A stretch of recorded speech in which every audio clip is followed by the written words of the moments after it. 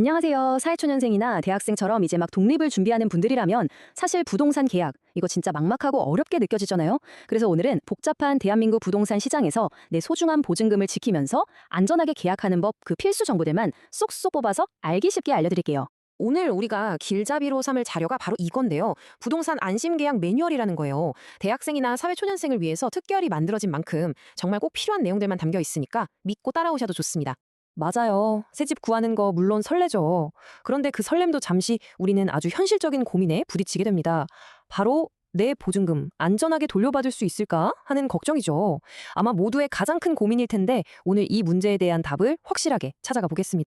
자, 앞으로 이런 순서로 알아볼 거예요. 먼저 2026년부터 부동산 제도가 어떻게 바뀌는지 큰 그림부터 보고요. 그 다음에 계약하기 전과 후에 우리가 뭘 해야 하는지, 그리고 제일 중요한 내 보증금을 지키는 방법까지 차근차근 짚어드릴게요.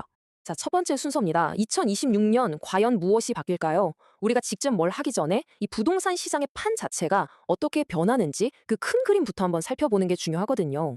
지금 보시는 이 사진처럼요. 지금부터 할 얘기는 단순히 한두 사람의 얘기가 아니라 시장 전체에 영향을 미치는 그런 국가적인 정책의 변화에 대한 이야기입니다. 이런 거시적인 흐름을 알아야 내 상황에 더 잘 대비할 수 있겠죠? 2026년부터 바뀌는 제도의 핵심은 딱 하나예요. 시장을 더 투명하고 안전하게 만들겠다는 거죠. 그래서 공인중개사의 책임은 더 무거워지고 자금 출처는 더 꼼꼼하게 보게 됩니다. 특히 여러분한테 중요한 건 바로 임차인 보호가 강화된다는 점이에요. 이제 중개사분들이 신탁원부나 건축물 대장 같은 어려운 서류들도 의무적으로 설명해줘야 하고요. 청년들을 위한 지원도 더 늘어난다고 합니다. 그럼 이런 정책 변화가 나한테는 구체적으로 어떤 의미가 있을까요? 자, 이제부터는 남 얘기가 아니라 바로 여러분이 집 계약서에 도장 찍기 바로 직전에 직접 챙겨야 할 것들을 알아보겠습니다. 안전한 계약을 위한 3단계 체크리스트. 딱 이것만 기억하세요. 첫째, 가격. 둘째, 집. 셋째, 사람. 내가 내려는 보증금이 적정한지, 이 집에 빚은 없는지, 그리고 나랑 계약하는 사람이 진짜 집주인이 맞는지. 이 세 가지만 제대로 확인해도 웬만한 위험은 다 피해갈 수 있습니다. 여기서 가장 중요한 서류가 하나 나오는데요. 바로 등기부 등본입니다. 이게 뭐냐면 사람으로 치면 주민등록증 같은 거예요. 이 집의 공식적인 신분증이죠. 여기에는 이 집의 주소는 물론이고 현재 주인이 누구인지, 그리고 혹시 은행에 빚이 얼마나 있는지 같은 모든 공식 정보가 다 들어있습니다. 자, 이게 바로 등기부 등본 샘플인데요. 여기서 우리가 딱 두 군데만 보면 돼요. 갑구라고 되어 있는 부분에서는 현재 소유자가 누구인지 이름이 나오고요. 을구에서는 은행 대출 같은 저당권, 그러니까 빚이 있는지 없는지를 확인할 수 있어요. 계약하려는 사람 이름이랑 여기 갑구에 있는 소유자 이름이 똑같은지, 그리고 을구에 너무 과도한 빚이 잡혀있지는 않은지, 이건 정말 반드시 체크해야 합니다. 집주인 확인. 이건 진짜 아무리 강조해도 지나치지 않아요. 신분증 달라고 해서 등기부 등본에 나온 이름이랑 같은 사람인지 꼭 두 눈으로 직접 확인하세요. 그리고 가능하다면 집주인 동의를 받아서 세금은 잘 냈는지도 확인하면 좋고요. 만약 공인중개사를 통해 계약한다면 이 사람이 진짜 정식으로 등록된 전문가인지도 꼭 확인해야 합니다. 자, 이제 무사히 계약서에 도장을 찍었습니다. 그럼 이제 끝일까요? 아니죠. 안심하긴 아직 이릅니다.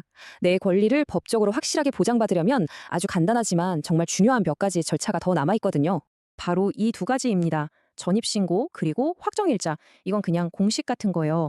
이사한 당일에 바로 주민센터에 가거나 아니면 요즘은 정부24 웹사이트에서 온라인으로도 쉽게 할 수 있거든요. 전입신고하고 계약서 원본 들고 가서 확정일자 도장까지 받아두세요. 이게 내 보증금을 지키는 법적 보호장치의 첫걸음입니다. 우리가 전입신고를 하면 대항력이라는 아주 중요한 법적인 힘이 생겨요. 말이 좀 어렵죠? 쉽게 말해서 내가 사는 동안 집주인이 집을 다른 사람한테 팔아도 새로운 집주인한테 저는 계약 기간 끝날 때까지 여기서 살 권리가 있어요. 못 나가요. 이렇게 당당하게 맞설 수 있는 힘이에요. 그러니까 여러분의 주거 안정을 지켜주는 법적인 방패 같은 거라고 생각하시면 돼요. 이 그림을 보시면 한눈에 이해가 되실 거예요. 계약하고 이사하고 그리고 전입신고를 마치면 바로 그 다음날 0시부터 법적인 대항력이 효력을 발휘합니다. 이 순서랑 시점이 정말 중요하니까 꼭 기억해 두세요.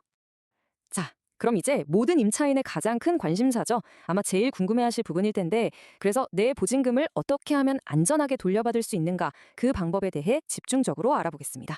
여기서 아까 말씀드렸던 확정일자가 다시 한번 중요한 역할을 합니다. 확정일자를 받아두면 여러분에게 우선 변제권이라는 아주 막강한 권리가 생기거든요. 이게 뭐냐면 만약에 집이 잘못돼서 경매로 넘어가는 최악의 상황이 생기더라도 확정일자를 받은 세입자는 은행 같은 다른 빚쟁이들보다 먼저 내 보증금을 돌려받을 수 있는 순서표를 받는 거예요. 그러니까 내 돈을 직접적으로 지켜주는 가장 핵심적인 장치인 셈이죠. 자, 오늘 내용이 좀 많았죠? 그래서 딱 3가지만 기억하시라고 다시 한번 정리해 드릴게요. 첫째, 계약 전에는 등기부 등본으로 집주인과 빚 확인하기. 둘째, 이사 후에는 즉시 전입신고와 확정일자 받기. 이 2가지는 기본 중에 기본입니다. 여기에 좀 더 확실한 안전장치를 원한다면 나라에서 운영하는 보증보험에 가입하는 것도 좋은 방법이 될 수 있어요. 이 3가지만 기억해도 훨씬 안전한 계약을 할 수 있을 겁니다. 결국 부동산 시장에서 나를 지키는 가장 강력한 무기는 다른 게 아니에요. 바로 내가 아는 것, 정확한 지식입니다. 오늘 알려드린 내용들을 바탕으로 앞으로 집을 구하실 때 나는 무엇부터 확인해야겠다 하고 스스로 답을 찾으셨기를 바랍니다.